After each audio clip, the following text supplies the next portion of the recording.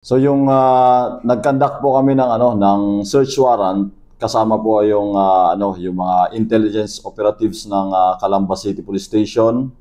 Kumuha po kami ng 8 teams, 5 teams galing sa sa Regional Mobile Force Battalion ng yung parang yung Special Weapons and Tactics team nila. And then katulong po namin dito yung Provincial Intelligence Unit natin ng Laguna.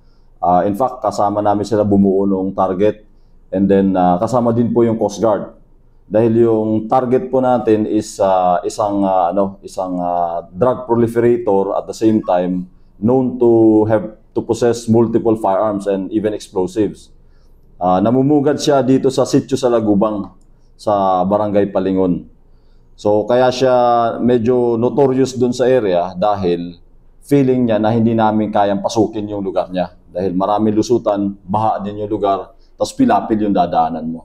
That's why we needed this massive operation to make sure na shock and awe yung lakad at walang injury to both parties. No? Yung arresting officers at the same time, hindi na siya mag-attempt dahil kita niya na, na wala na siyang chance na mag-escape o wala siyang chance na maglalaban na mabubuhay. Ito ay isang member ng natin, yung isang Manila Drug Group natin dito sa city na to. And nakuha natin sa kanya is isang caliber 45 na pistol, isang caliber 38 na revolver, isang 9mm na pistol din, isang granada, tsaka sachet ng mga shabu. Kaya namin ginawa to na operation dahil we wanted to send a message na na walang area dito na hindi namin kayang i-operate pag pinagplanuhan, binigyan kami ng search warrant or may warrant of arrest kami. We are bounded by law.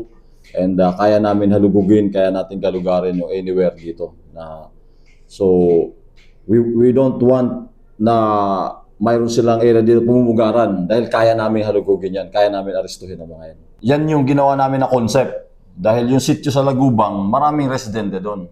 So, talagang may search warrant kami specific to a building, but ginalugad na rin namin yung area. We wanted to show to them na law enforcement is there in the area. Kahit knee-deep yung baha or kahit nasa sulok na nung barangay natin. The best thing na nangyari dito is papasukin namin every other day na yung sa Lagubang na yan. Tatanggalin na natin yung iniisip nila na pwede silang mamugad doon. Di na sila pwede lumapo doon. So lilinisin natin po yan in terms of against criminal elements. It's generally peaceful. Gumagana yung partnership namin ng mga ng local law enforcement or yung mga barangay officials, barangay tanod. And in fact, just the other night, may nahuli yung mga tanod natin sa police. Sabay sila nakahuli. So this is very very good outlook sa amin dahil hindi lang kami yung nag-enforce ng peace and order dito, but kasama na natin yung mga lahat ng mga nasa barangay na.